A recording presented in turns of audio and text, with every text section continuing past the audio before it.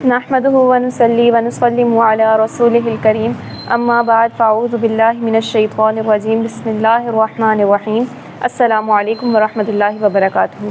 جیسا کہ آپ سب کو معلوم ہے، مدرسہ صراط مستقیم کی جانب سے ایک باطنی گناہ اور اس کا علاج کی سیریز پیش کی جا رہی ہے، جس میں ہم نے حسد اور تکبر سے متعلق جانا کہ اس کی تعریفات کیا ہیں، اس کی علامات کیا ہیں، اس کا علاج، محاسبہ، یہ سب چیزیں ہم جان چکے ہیں۔ آج اب ہم ریاکاری کے متعلق جانیں گے کہ ریاکاری ہے کیا۔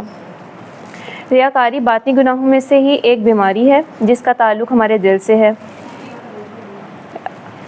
یہ وہ گناہ ہے جسے نبی کریم صلی اللہ علیہ وآلہ وسلم نے شرک اصغر سے تعبیر کیا ہے۔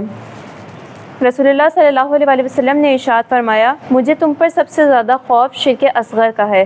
صحابہ کرام رضی اللہ تعالیٰ عنہم نے ارشاد فرمایا، یا رسول اللہ صلی اللہ علیہ وآلہ وسلم، شرک اصغر کیا ہے؟ تو آپ صلی اللہ علیہ وآلہ وسلم نے ارشاد فرمایا، دکھاوے کے لیے عمل کرنا۔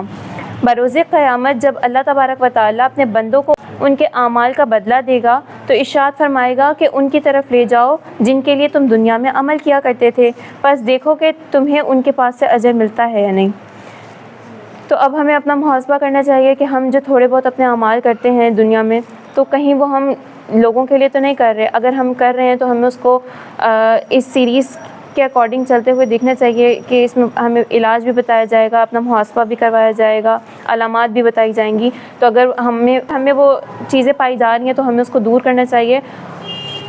شداد بن اوس رضی اللہ تعالیٰ عنہ سے مروی ہے کہ رسول اللہ صلی اللہ علیہ وآلہ وسلم نے ارشاد فرمایا کہ آپ صلی اللہ علیہ وسلم کو ایک دفعہ انہوں نے روتے ہوئے دیکھا، تو آپ صلی اللہ علیہ وسلم سے انہوں نے وجہ دریافت فرمائی کہ آپ صلی اللہ علیہ وسلم کیوں رو رہے ہیں؟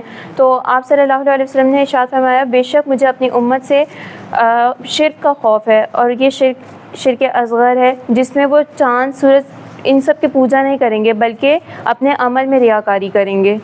مسند امام احمد بن حنبل۔ تو اس گناہ کی کامل معرفت کے لیے ہمیں اس کا جاننا بے حد ضروری ہے کہ یہ ہے کیا اور ہم اس کو اپنے اندر سے کس طرح سے دور کر سکتے ہیں۔ ریاکاری الریاء ترک الاخلاص فی العمل بملاحظۃ غیر اللہ، یعنی عمل میں اللہ کے بجائے کسی مخلوق کا لحاظ رکھتے ہوئے اپنے اخلاص کو ترک کر دینا ریاکاری کہلاتا ہے۔ یعنی کہ آپ کوئی بھی اپنا عمل کر رہے ہو اللہ تعالیٰ کے لیے نہیں کر رہے بلکہ مخلوق کو بھی اس میں چاہ رہے ہو کہ مخلوق دیکھے، میری واہ واہ ہو، اور اخلاص کیونکہ کم ہو گیا تو اب یہ ریاکاری کہلا رہی ہے۔ ریاکاری کی دو اقسام ہیں، ریاء مخلوط اینڈ ریاء غیر مخلوط۔ ریاء مخلوط کیا ہوتی ہے؟ ہر وہ عمل جس سے آپ اللہ تبارک و تعالیٰ کے ساتھ ساتھ مخلوق کی بھی رضا چاہ رہے ہیں۔ مثال کے طور پر آپ نماز پڑھنے لگے تھے، نارمل بھی آپ نماز پڑھتے ہو، لیکن اب اگر کسی محفل میں بیٹھے ہوئے ہیں اور آپ نے کسی اپنے ان لوگوں کو دیکھ لیا کہ جو بعد میں بات بھی بنا سکتے ہیں، اور آپ نے کہا کہ اگر اب میں نے نماز نہیں پڑھی تو میرے بارے میں غلط باتیں ہوں گی، تو آپ نے اسی نماز کو لمبا کر کے پڑھنا شروع کر دیا کہ بعد میں میری واہ واہ تعریف ہوئے۔ تو اب یہ دکھاوا آ گیا، تو جتنا اخلاص آپ کے اندر تھا اس عمل کو کرتے ہوئے اتنا ثواب ملے گا، اور جتنا ریاکاری آئی تھی تو اس کا گناہ ملے گا۔ کہ اللہ تبارک و تعالیٰ کا ارشاد ہے کہ انہ لا نضیع اجر من احسن عملا، یعنی بے شک ہم اس کا اجر ضائع نہیں کرتے جو نیک عمل کرتے ہیں۔ تو اس سے یہ پوائنٹ نکالا ہے کہ جتنا اخلاص ہوگا اتنا ثواب ملے گا، اور جتنا اخلاص چلا گیا اتنا ثواب بھی چلا گیا۔ بعض علماء اکابرین کرام فرماتے ہیں کہ کل کا کل ثواب ضائع ہو جائے گا۔ تو ان کی کیا دلیل ہے کہ ایک شخص نے حضرت عبادہ بن صامت رضی اللہ تعالیٰ عنہ سے پوچھا کہ اگر میں اللہ تبارک و تعالیٰ کی راہ میں لڑوں اور اللہ کی رضا کے ساتھ ساتھ مخلوق کی جانب سے تعریف کا بھی ارادہ رکھ کروں تو کیا یہ میرا عمل کرنا اچھا ہے؟ اور مجھے بتائیں اس کے بارے میں کہ یہ عمل کرنا کیسا ہے؟ تو فرمایا تجھے کچھ بھی ثواب نہ ملے گا۔ اس شخص نے یہی بات 3 دفعہ دریافت فرمائی، 3 دفعہ پوچھی، تو ان کو یہی جواب تینوں دفعہ میں ملا۔ تو آخر میں فرمایا، اللہ تبارک و تعالیٰ ارشاد فرماتا ہے، میں شرک سے سب سے زیادہ بے نیاز ہوں۔ تو ہمیں اپنا محاسبہ کرنا چاہیے کہ ہم اپنے تھوڑے بہت عمل کے لیے بھی مخلوق کی رضا تو نہیں چاہ رہے ہیں۔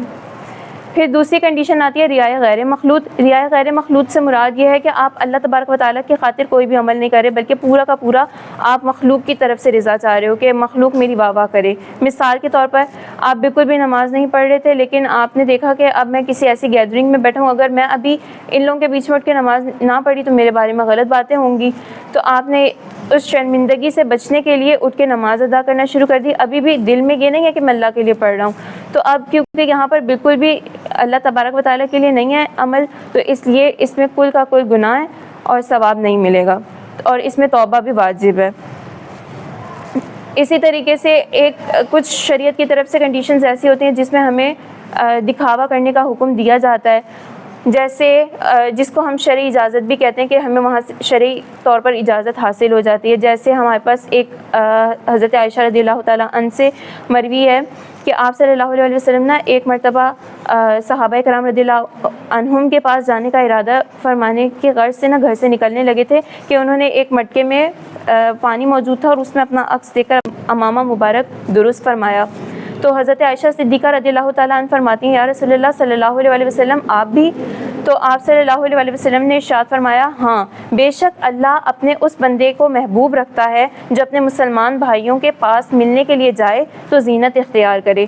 تو ہمیں یہاں سے یہ بھی معلوم ہو رہا ہے کہ سم ٹائمز اللہ تبارک و تعالیٰ ہمیں خود اجازت دیتے ہیں کہ دکھاؤ میری نعمتوں کو, لیکن ہمیں اس کی نالج کے لیے دین حاصل کرنا ہوگا. تو اللہ تبارک و تعالیٰ سے دعا ہے کہ اگر اس میں کوئی غلطی کوتاہی ہو تو اللہ تعالیٰ مجھے معاف فرمائے اور ہمیں زیادہ سے زیادہ دین سیکھنے کی توفیق عطا فرمائے. وآخر دعوانا ان الحمد للہ رب العالمین. For more informative videos, please follow our channel, Madrasa Sirat Mustaqim. Like, share and subscribe also. Thank you so much.